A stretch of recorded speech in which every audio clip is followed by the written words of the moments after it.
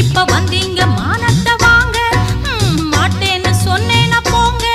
இப்ப வந்தீங்க மானத்தை வாங்க குவா குவா குவா குவா